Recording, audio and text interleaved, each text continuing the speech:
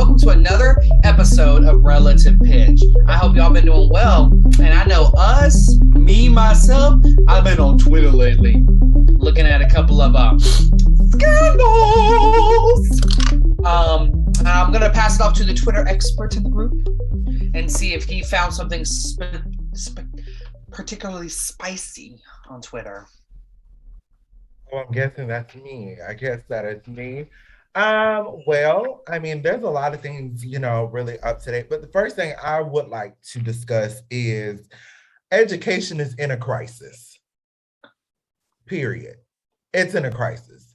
The educators, we are not feeling deserving of everything that is coming to us. Like, I really feel I've been seeing so many articles talking about schools are not even opening their doors because staff is not going to be there because either school districts are not keeping them safe from COVID or making their class sizes 40, 50 students in one period. How do you expect for one person to be in control of 50, 60 people? The reason there are 50, 60 students in the class is because these other teachers aren't here, so they got to kind of put them in different places instead of just going virtual again. Like, we are so scared to go virtual again. Well, I might have to say parents are scared of going virtual again. They have to be in control of their children. I think teachers are too. It's not just parents. There's a lot of teachers out here who don't want to do it because it's harder, because they weren't taught to do that. No, so instead of learning something new that could health benefit everybody, they just want to do what they were trained to do. And I understand that. We all were not built to learn online. Some of us were, and they go through online college and they do like the online stuff. Heaven be to you. Ain't me. I learned nothing. I stare at the screen. I'm like, 2 + 2 = 1. I mean 4. I mean 2. I mean, because I really don't be paying attention.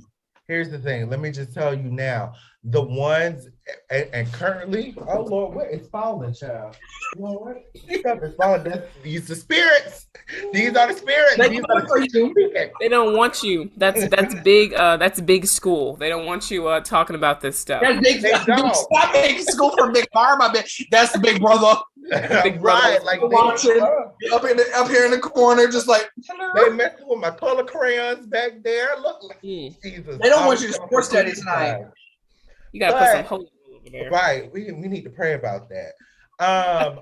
I'm just saying, like, first, just seeing that, like, we're filming this episode the week after Martin Luther King Day. And the week before, I was seeing how there were many districts in like the big states of like Texas, Oklahoma. They extended their MLK weekend because there was literally no one available to open the school. So yes, there are teachers who might be like, I don't want to do virtual. As a band teacher, it would be very hard. And honestly, a lot of morale will be down, but you know what? At least we're safe. Yeah. At least we're not overworked, because also on top of COVID and everything is put on you, from 504s to IEPs to this, to that, to that. There was literally a Facebook post a couple months ago where it literally explained everything a teacher have to do in a one day. And at the end, it says, I cry, I go to bed, and I wake up and I do it again. There was a post I saw on Facebook. To that. Like, think about you living your day-to-day life, going through all of that.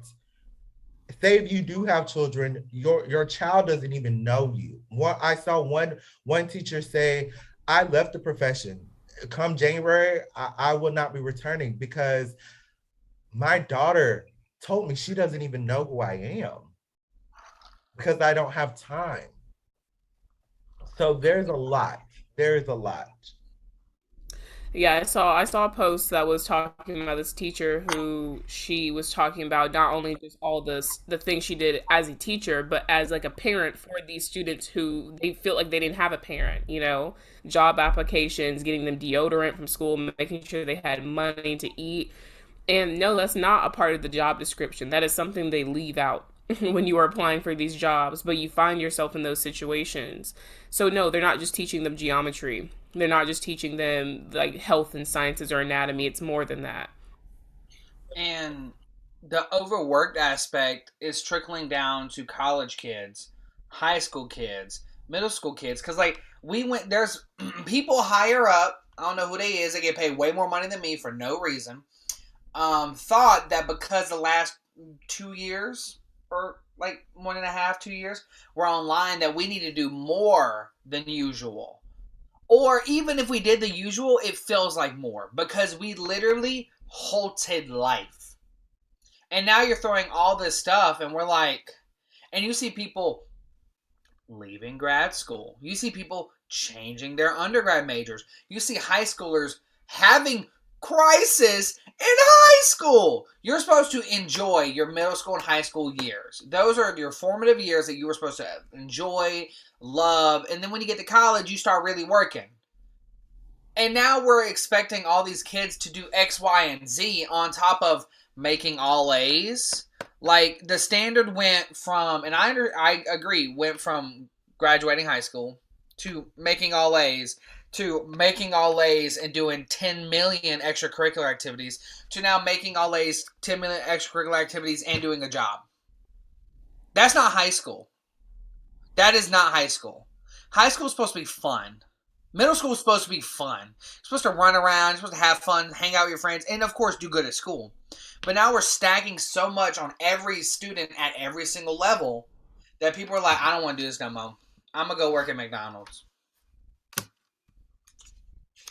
You know, honestly, I would even say like when we were coming through school, we still had to get good grades and have some type of extracurricular activities. I mean, that has just been the society progression over time. And we have gotten to that point where now we expect high school students to have good grades, have a job, have all these extracurriculars. On top of that, be good at whatever they whatever their choosing is.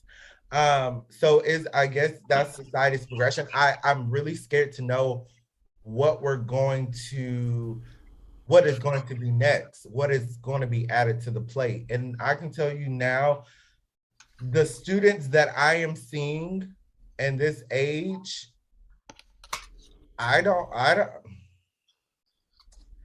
y'all, it's rough.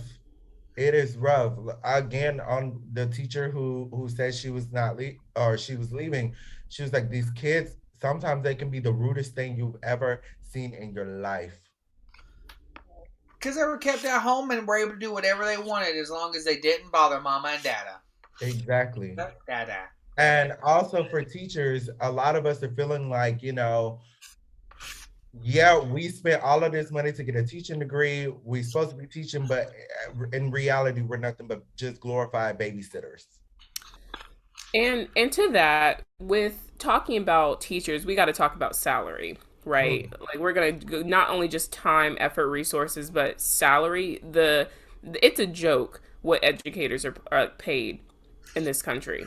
It is a joke to do all that there's expected to do, and then for them to do all those things. And a lot of teachers, all those extra things they do for your students in the classroom, outside the classroom, that is out of their pocket. So no, it's not that little salary that you think that you're supporting that is getting your kid through school, because it takes more than that these days for your students to be spectacular, to stand out in college applications. Those teachers are overworked and underpaid. And what bothers me more is to see people in positions who don't nearly deserve that amount of money getting paid for playing Beethoven every weekend. Did I say that? I did say that. And I will say that Let's talk again. about it though, because I'm mad. I will be pissed. I will take on that piss award because we are sitting here paying $100,000 to $150,000 plus to people. They are talented, but to play Beethoven once on a Thursday, Friday night.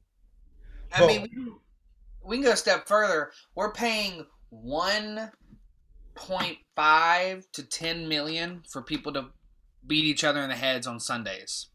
Ooh. Ooh. Oh. We go a different route with that. Million. Take one of their salaries and throw it at the education department. Throw it at me. Honestly, I'll take a fraction. You know, half of these college coaches get 2 salaries, and people don't know that. Yes. They get a salary from a private donor or donors, and they get a salary from the school. Now, imagine a football team full of players that don't know how to count to 10. And don't. That don't know how to write. That don't know what left and right are. So without your educators, K through 12. I mean, if we really want to knock some people over the head, I mean, you might want to look at the high school football coaches, because they are the biggest paid person on a public school campus. You mean the weight trainers? Huh? You mean the weight trainers? Because that's their class load, technically. Weight training. Correct. But they're the highest paid on the campus. They're getting paid more than the principal. The principal, the alleged person over the entire school, but a coach is getting paid more.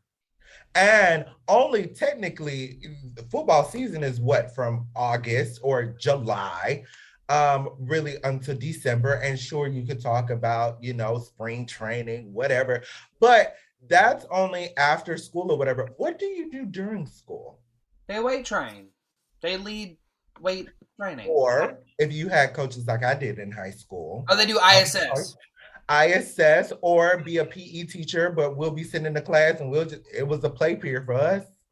I had a science coach one time. I had a social studies coach. The science coach was actually good at science. I will say that. The social studies one was social studies. A lot of impartial views were spilled in that class. I don't think I actually learned from a book. I learned from his personal views of politics, because that's all I heard. And this was circa 2014. This was Obama Mitt Romney election. So Mitt Romney. You know how that was going, and I was one of one in the class, so you know how that was going. Did y'all have home ec in high school? I had it in middle school. Yeah, because some of these kids don't know how to cook. They think cooking is making mac and cheese from a Velveeta box. And they will continue that. You do that. No, I don't make mac and cheese. I make cheese dip from that. Don't try. Anthony, you know I can cook. Don't come for me on the screen. Half of these people think cereal is cooking. You stay over there in Florida. The thing about it, though, joking, but for real, though, imagine if there were classes that actually taught students, like, basic things about how to cook, how to do laundry, taxes, and things. Taxes. Because I teach seniors, okay? I teach seniors, and they're going off to college, and they're talking about FAFSA, and they're talking about taxes, and they have jobs, and they're like, how do I do this? What am I doing? Like, what are you learning in economics? They need to learn this. They're learning about old economics. Correct. How to write a check. You don't know how to write a check. Well, you ain't gotta know how to write a check anymore. And in some places you might. Or money routing numbers, account numbers. Don't know routing numbers. Like, come on, this is the basics. How to open a checking account, how to close a checking account, how to transfer to another bank. Credit card, how credit works. Dangers of credit card. Dangers of credit cards. Girl. Let me march up in there and teach you about that, because ooh, Jesus! And why aren't we teaching our kids in high school because we do want them to go to college or find an occupation or whatever, but student loans. Yes. I didn't know anything about a student loan until I started doing college. And when I first did it, I was like, maybe this one? I guess I'm gonna sign my life over. And now looking 5 years, 6 years, 7 years later, I'm like, damn, I shouldn't have did that. I have a question for y'all. We getting a little off topic, but it's okay. No one cares. Why do I see overwhelming number of high schools and middle schools getting ROTC programs.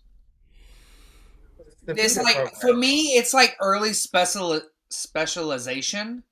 It's like we don't put we don't have med programs coming in. We don't have business programs coming in. Like music, that's not even early specialization. Like we're not in a conservatory in high school, but this ROC, I've like observed some of these. I love the military. They protect us. Blah blah blah blah. My dad was a veteran. Love it. But like in Same. middle school and in high school, it's literally like, hey, this is your one route. If you're not doing this, you're never going to be successful. Is like how I see it happening. I It did not feels know it was in like middle school. I didn't know that either. It's When did we starting to. start putting ROTC programs in middle school, and why are they in middle schools? It would be my question Well, if it's as a not parent. there, I've heard a lot of rumors about their coming But well, to okay, to get them ready for the high school. only to ship them out into the military. See, and It's don't get me grooming. started. Don't It's get me grooming. started on my views of the military because they are not the popular opinion. And don't look, my mom was in the military. She was served in Desert Storm. She did it 20 plus years. You know, she got the medallions and everything. But just know this one does not follow that. It just blows my mind that we have that, but we are struggling to make sure there's enough English teachers. So they Oh, have to take on extra class loads. That there's enough math teachers. That there, and this is the thing goes. I apologize if I'm over speaking, but Anthony's job title is 4-1, or at least 2-1. Two people. That's better, but it technically should be 4-1 because you want every student to have the most education they can. And when you take one person, you stretch them out to four things, and then on top of that, maybe make them babysit sometimes or something like that. And that's not just Anthony. I know a band director who teaches 3 ISS classes, aka watch them, and then do 3 band classes. What if he had more time for students who really wanted to do the thing, to just come in and practice, to come in and him work with them about music theory, about just like music in general? But no, he's watching the ISS people. because they feel as though if we don't have a class during a period, like a class, we'll get shipped away. Look, we got to do something. And it turns into being a babysitter, a glorified babysitter. And then when, say, a discipline issue happens and we say something about this discipline and it doesn't get handled. Nope. Because why should it? Apparently. Right. Because you're the babysitter, you make the rules. You did not set your rules on the first day of class, so how are they supposed to follow? Mm. When did this become my fault? When did When- it become my fault that y'all couldn't hire teachers or y'all couldn't get all these kids scheduled in the right class? Why is this my fault now? And why am I in a classroom with students who parents got COVID Mm. and I don't know that? Mm. And Because- they sitting here with no mask and no nothing, coughing, laughing, playing, and everything. So where's my protection? Because to them, it's not privy for your knowledge. Mm. They just need to know it just to keep in track. Like, okay, this person's here, this person's here. Oh, it's just okay. They're once things pop off, we will then take action. And you know, this is why education is in a crisis. It's in a crisis because there's a lot of things that are being said, but the people who are making the mandates and people who are making the rules and policies or whatever is not listening. They're not listening. Or they haven't And the been thing in it. about it, and that too, but educators are looked at as babysitters. That is why they don't want to do online school. They say, I want to send my kids to you for the entire day so I don't have to be with them.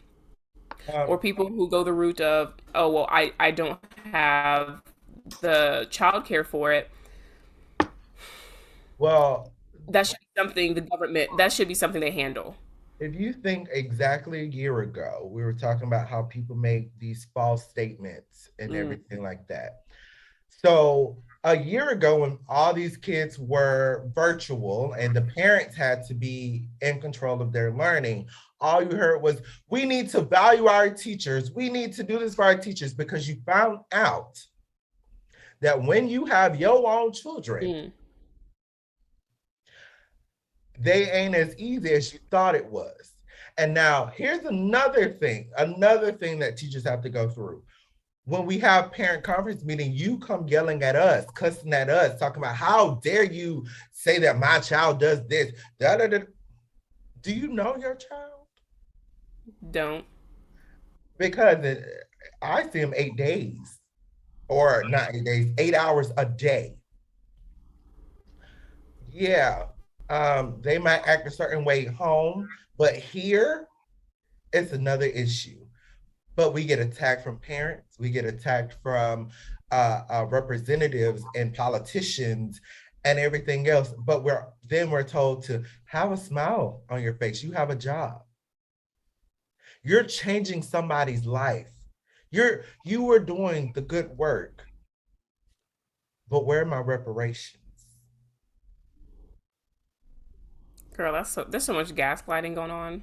So much. Oh, I hate the word. I hate the word gaslighting. I'm gonna be honest. I still hate it. I always hate it because it just but yeah, it's happening to every educator ever, like ever.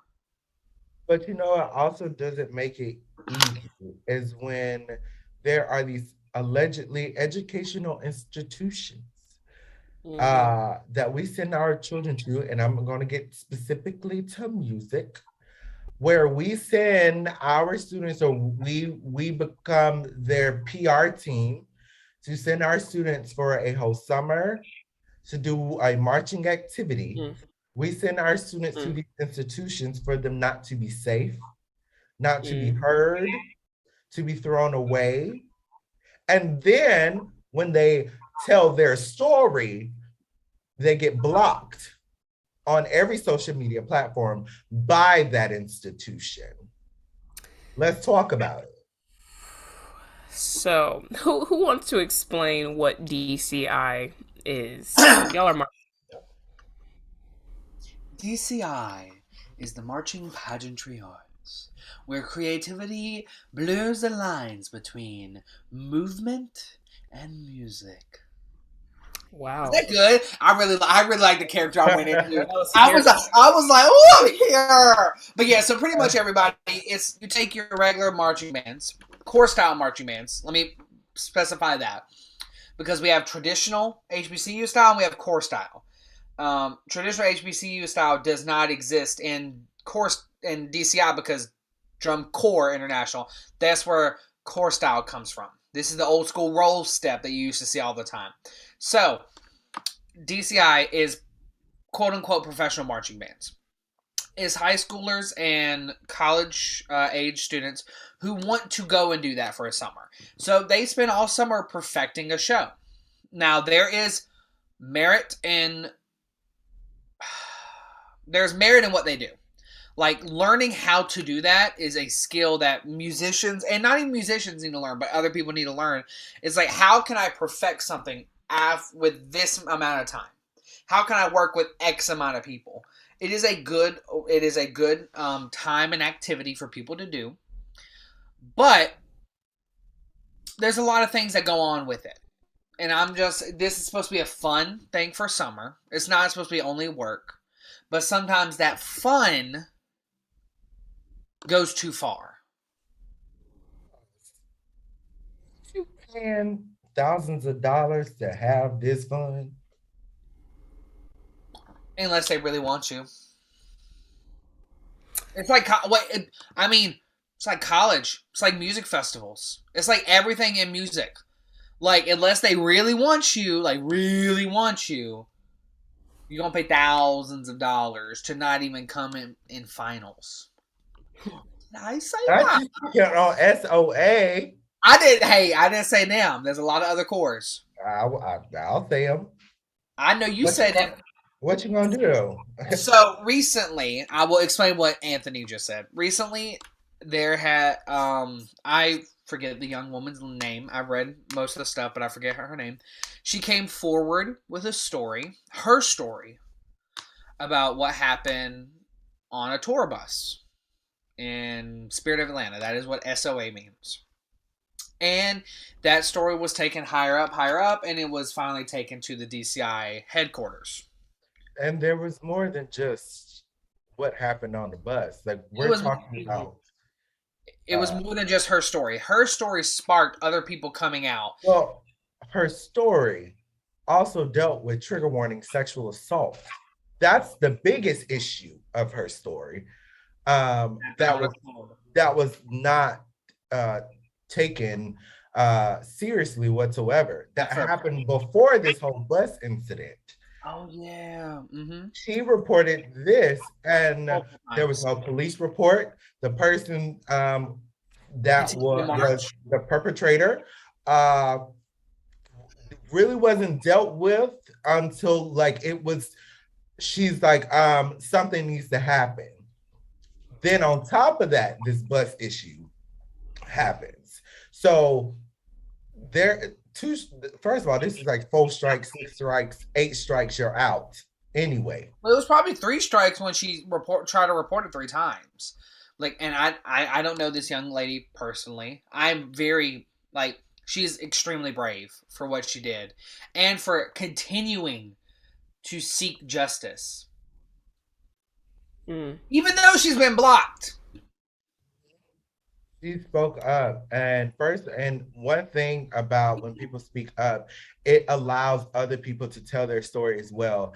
And then there was another young lady who, in the same Corps, she ended up suffering I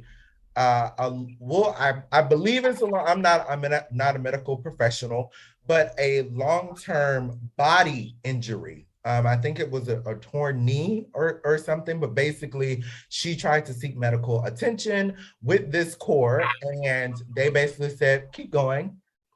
Now, for people that don't know drum corps, you wake up about 6 a.m. and you rehearse all day in the hot sun, in the rain, the snow, wherever you are until 10:30 at night. You get a little 30-minute lunch break, a little 30-minute dinner, and then you back out in the sun, the rain, the whatever. And they basically said, oh, patch that knee up, get back out there and march. And so she ended up going to not the core medical person, but a actual, well, maybe they was actual professionals, but a outside professional. And the doctor ended up saying, you have suffered a tear in your knee, basically, if I remember correctly, which is going to be a long-term body injury. And I just want to say, first of all, let's put some respect on Mackenzie Grace's name. That's Mackenzie Grace, who was the young woman who spoke up about this and started all of these. She released the beast, right?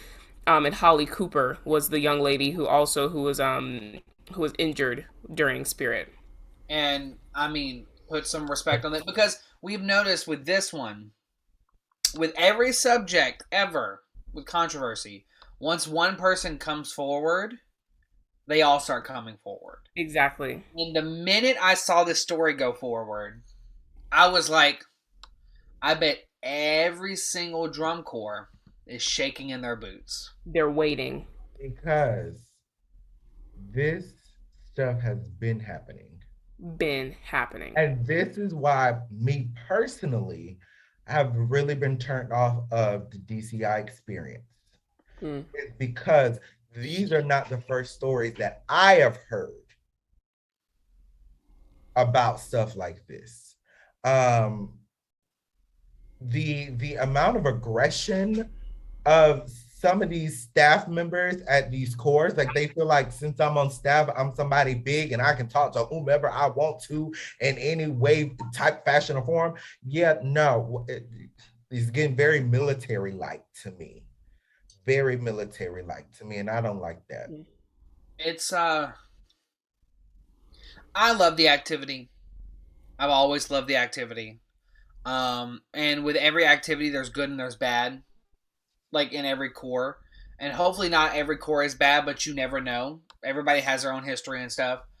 And I think the activity and art does something for music, and certain people who like to do that stuff. But I really think we need to look at it like we do everything in music lately. We have to look at it and make sure it's the best form. Like yelling doesn't equal teaching. I'm sorry if anybody yells at me, parent, grandparent, teacher, colleague, you have no respect for me if you're yelling at me. You have no respect for. Just talk to them. That's not teaching. You don't yell at your kids when you go home because half of these people teach music somewhere else. You don't yell at them. Then why are you yelling at these people? Because you were yelled at. Why are we just perpetuating the same thing? Why are we keeping the cycle going? Break it. Be someone new. Don't When do what's been done. when you say young, like in your face, in my personal bubble, Yes. like you were right in my face saying this. And one thing about this that really upsets me is the people who are defending these institutions still, who are saying, oh, she shouldn't have done this because she's just blown out of proportion, and knew that like she Mackenzie actually posted a lot of screenshots from people that marched that time, saying that I wish you wouldn't have done this. You really need to think about this. I would love to meet y'all. The thing about it,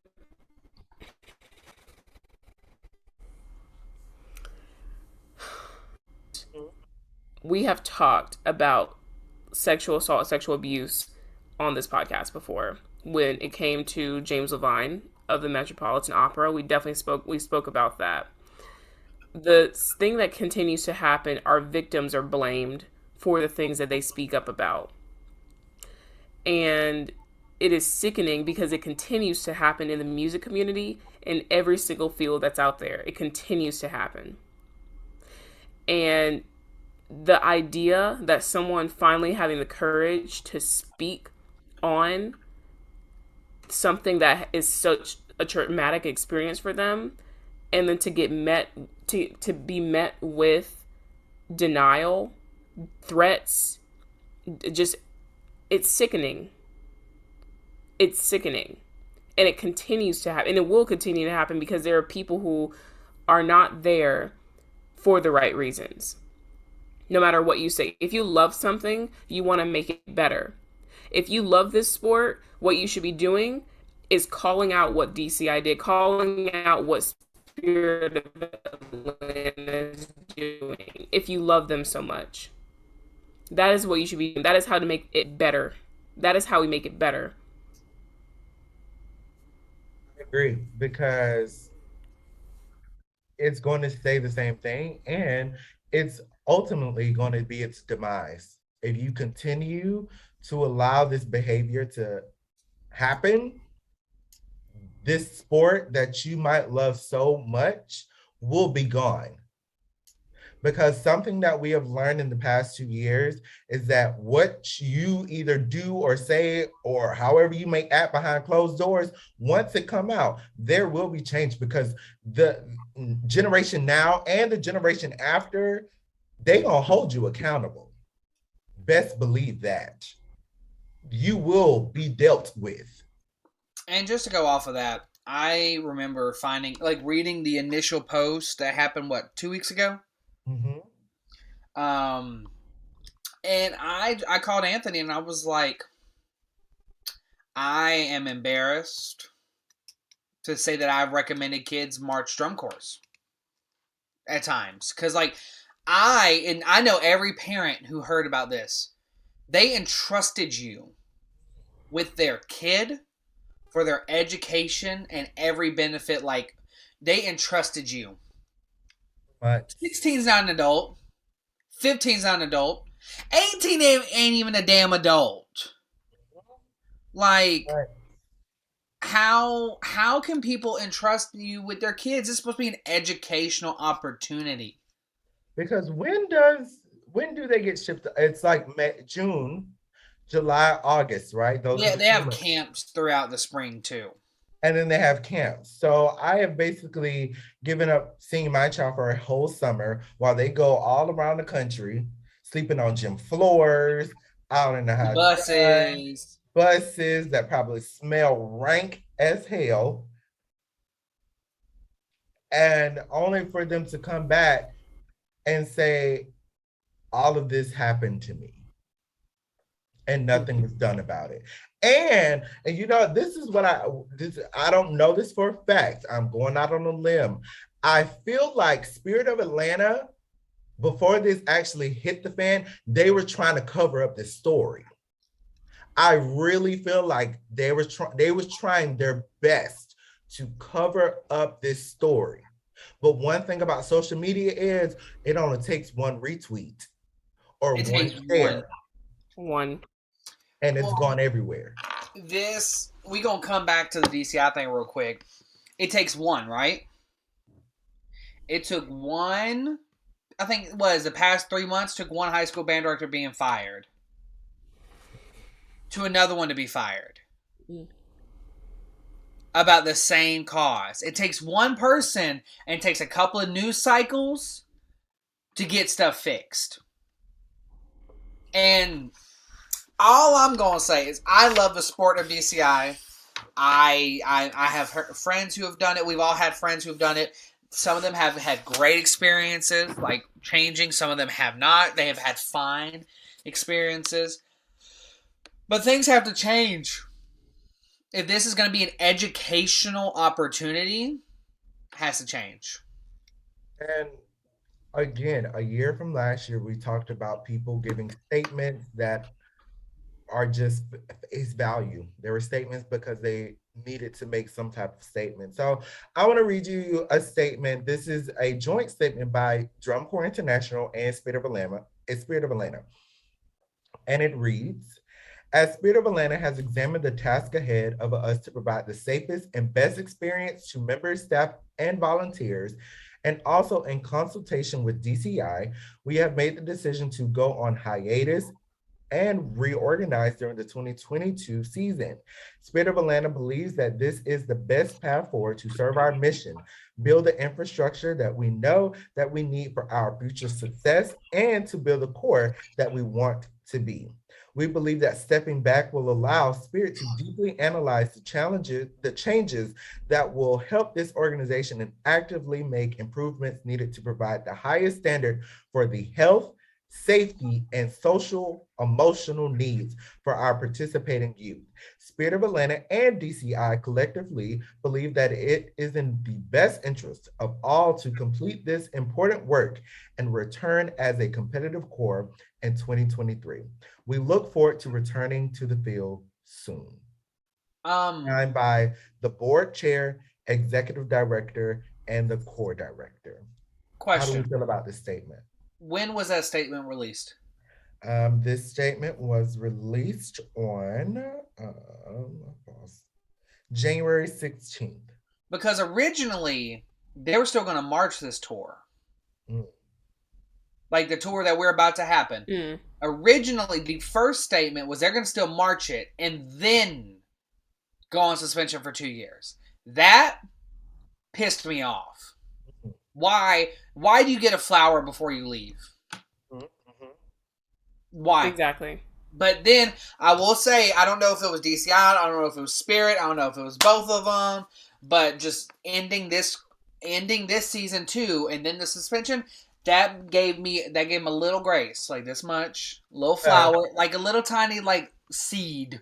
I don't give them that because the only reason they are doing this is because there was so many. Yep. They had to. Because if you go on their Facebook page, and today that we're filming this is 23rd of January, they have made 3 statements. The statement that I just read was the latest one.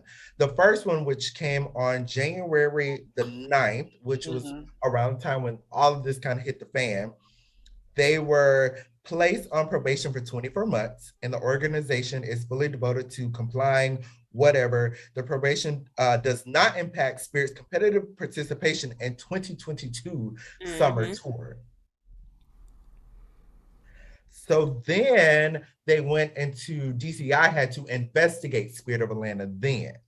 Then they come up with another update on January 13th that talks a little bit more about the leaders and open and honest dialogue and really just giving, I guess, everybody like this is what's going on. But we already know what's going on. We already These know. statements, they never learned with these statements. Mm-mm. It's face value. It is face value. It is honest CYA, cover your own ass. That's all it is. That's all it is. Because, oh, if I don't make a statement, oh, people are going to say this and that and that. So let me make a very generic thing. I still don't hear any apology to None. Mackenzie or anybody else that has suffered while in the care of this institution. Because that would be admitting guilt. Mm. You could never do that. And You could never do that.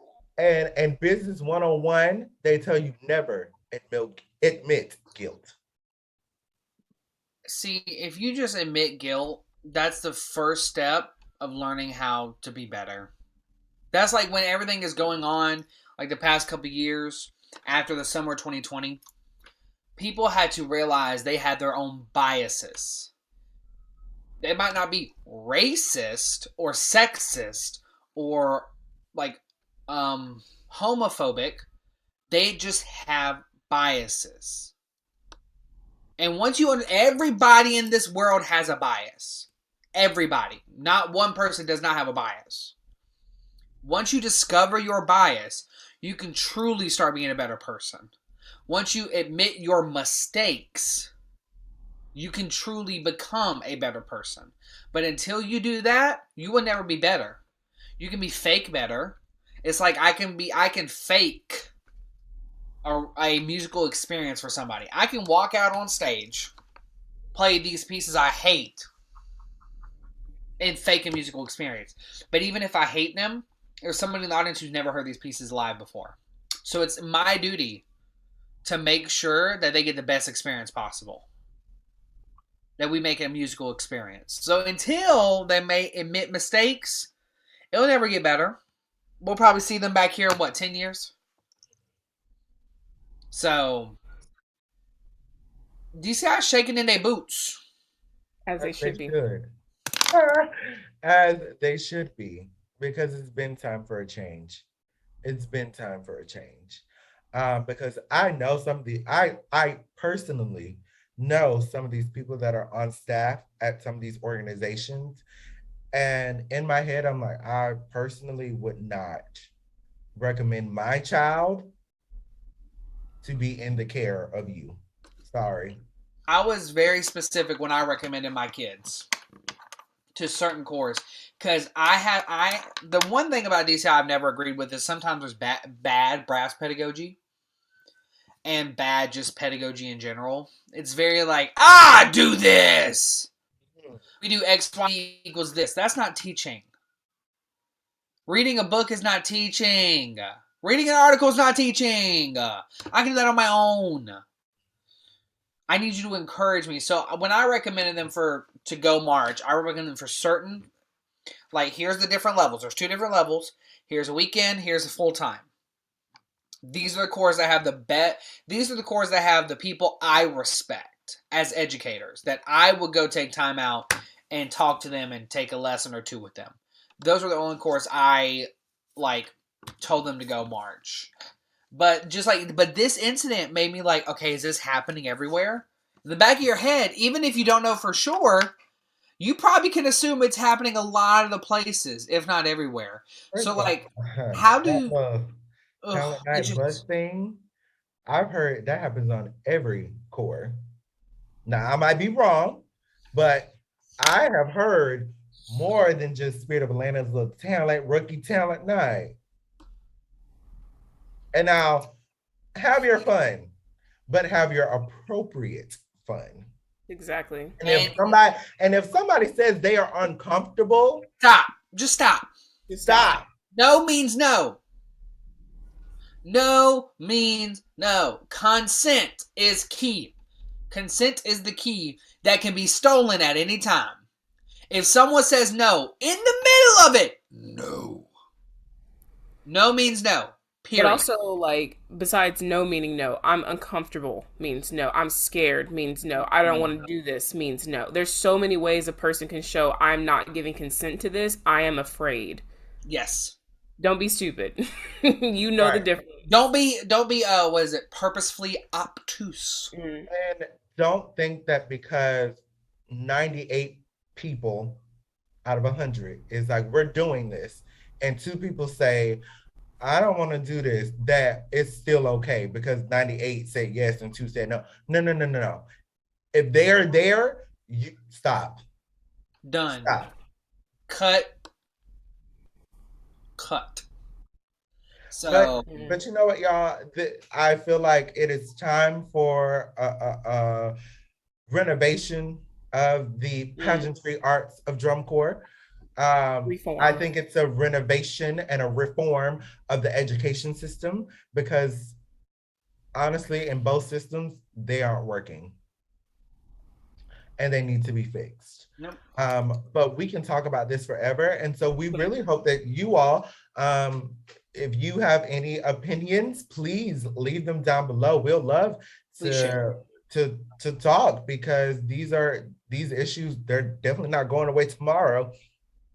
So we would love to talk with you, and please stay tuned for the next episode because the next episode is going to be our special live at Jimmy A recording, where we're going to be doing our session, pushing from the inside, bringing change to bringing equity to the middle and high school bands. Okay, we got a talented panelist roster. Okay? The roster of this is going to be fantastic, and I know it's going to make a fantastic session and a fantastic episode. So please stay tuned for that, and I hope you have a great week and stay safe out there, y'all. Bye. Bye.